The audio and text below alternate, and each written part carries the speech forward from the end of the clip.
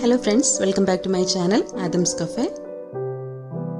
വളരെ എളുപ്പത്തിൽ കുറഞ്ഞ സമയം കൊണ്ട് ചെയ്തെടുക്കാൻ പറ്റുന്ന നല്ലൊരു ടേസ്റ്റി ആയിട്ടുള്ള കറിയാണ് നമ്മളിന്ന് ചെയ്യുന്നത്. ഇതും ചോറിൻ്റെ കൂടെയൊക്കെ നല്ലൊരു കോമ്പിനേഷനാണ് വെണ്ടയ്ക്ക പുളിങ്കറി.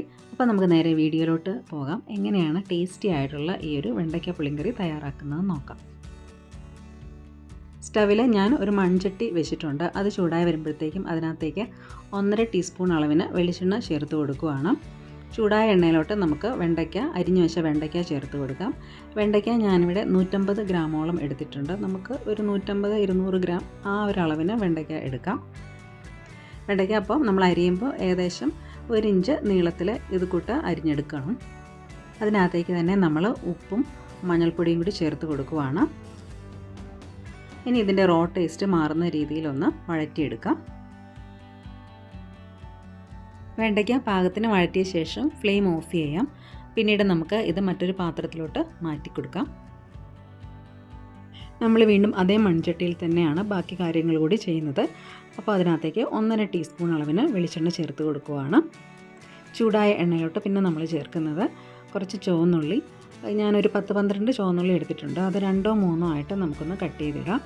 പിന്നെ കുറച്ച് കറിവേപ്പില, ഒരു പച്ചമുളക്, കുറച്ച് ഇഞ്ചി വെളുത്തുള്ളി ഒന്ന് ചതച്ചെടുത്താണ് ചേർക്കുന്നത്. ഇനി ഇത് നമുക്ക് നന്നായിട്ടൊന്ന് വഴറ്റിയെടുക്കാം. അല്പം ഉപ്പും കൂടി ചേർത്ത് ഇത് വഴറ്റിയെടുക്കാം. നമ്മൾ ഇതിനകത്തേക്ക് ഉള്ളി ചേർക്കുമ്പോൾ തീരെ ചെറുതായിട്ട് മുറിക്കണമെന്നില്ല. ഉള്ളിയുടെ വലുപ്പം അനുസരിച്ച് 2-3 ഒക്കെ ആയിട്ട് മുറിച്ചെടുത്താൽ മതിയാകും.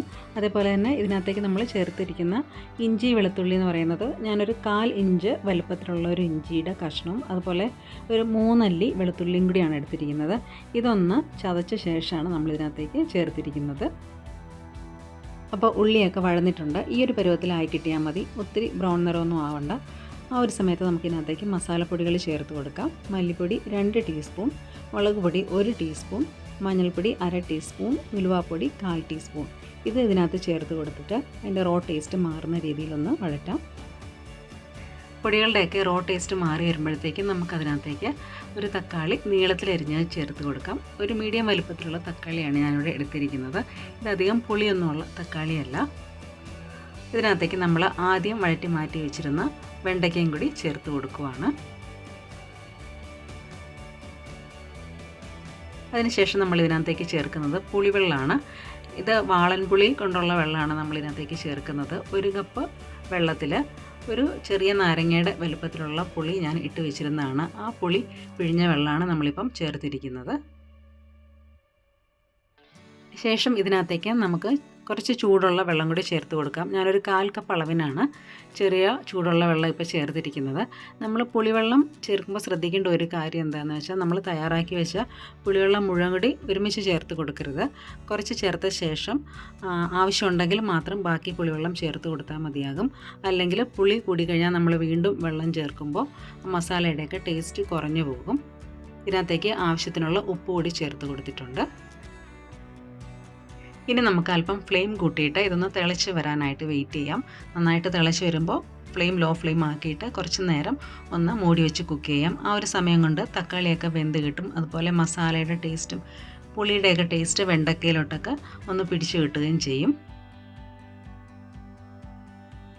നമ്മൾ ഈ വെണ്ടയ്ക്ക പുളിങ്കറി മൂടി വെച്ച് തിളപ്പിക്കാൻ തുടങ്ങിയിട്ട് ഒരു 5-6 മിനിറ്റ് ആയിട്ടുണ്ട്. നന്നായിട്ട് തിളച്ച് വന്നിട്ടുണ്ട്. അതുപോലെ നമുക്ക് നോക്കുമ്പോൾ കാണാം തക്കാളിയൊക്കെ നന്നായിട്ട് വെന്ത് വന്നിട്ടുണ്ട്. ഈ ഒരു സമയമാകുമ്പോഴത്തേക്കും ഇതിനകത്ത് ഉപ്പും പുളിയൊക്കെ നോക്കിയിട്ട് ആവശ്യമുണ്ടെങ്കിൽ നമുക്ക് ചേർത്ത് കൊടുക്കാം. ഇനി നമുക്കിതിനകത്തേക്ക് കുറച്ച് ശർക്കരപ്പൊടി ചേർത്ത് കൊടുക്കാം. 1 ടീസ്പൂൺ അളവിനാണ് ഞാൻ ശർക്കരപ്പൊടി ചേർത്തിരിക്കുന്നത്. അതിനുശേഷം എല്ലാം നന്നായിട്ടൊന്ന് മിക്സ് ചെയ്ത ശേഷം ഫ്ലെയിം ഓഫ് ചെയ്യാം. ഇനി നമ്മൾ തയ്യാറാക്കിയ കറിയിലോട്ടൊന്ന് കടുക് താളിക്കണം. അതിന് വേണ്ടിയിട്ട് ഒരു കുഞ്ഞു കടായി സ്റ്റവിൽ വെച്ചിട്ടുണ്ട്. അത് ചൂടായി വരുമ്പോഴത്തേക്കും അതിനകത്തേക്ക് 2 ടീസ്പൂൺ അളവിന് വെളിച്ചെണ്ണ ചേർത്ത് കൊടുക്കാം. ചൂടായ എണ്ണയിലോട്ട് 1/2 ടീസ്പൂൺ അളവിന് കടുകിട്ട് പൊട്ടിച്ചെടുക്കാം.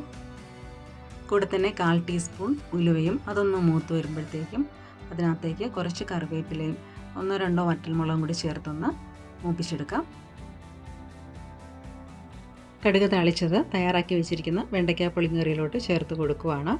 അതിനുശേഷം കുറച്ച് സമയം ഇത് മൂടി വെച്ചിട്ട് സെർവ് ചെയ്യുന്നതിന് മുമ്പായിട്ട് എല്ലാം കൂടി നന്നായിട്ടൊന്ന് മിക്സ് ചെയ്തെടുത്ത ശേഷം സെർവ് ചെയ്യാം. അങ്ങനെ നല്ല ടേസ്റ്റി ആയിട്ടുള്ള വെണ്ടയ്ക്ക പുളിങ്കറി ഇവിടെ റെഡി ആയിട്ടുണ്ട്. ഉപ്പും പുളിയും എരിവും അതുപോലെ ചെറിയ മധുരമൊക്കെയുള്ള ഈ ഒരു കറി ചോറിൻ്റെ കൂടെയൊക്കെ നല്ലൊരു കോമ്പിനേഷനാണ്. അപ്പോൾ വളരെ ഈസി ആൻഡ് ടേസ്റ്റി ആയിട്ടുള്ള ഈ ഒരു വെണ്ടയ്ക്ക പുളിങ്കറി എല്ലാവരും ചെയ്ത് നോക്കിയിട്ട് ഫീഡ്ബാക്ക് അറിയിക്കണേ. താങ്ക്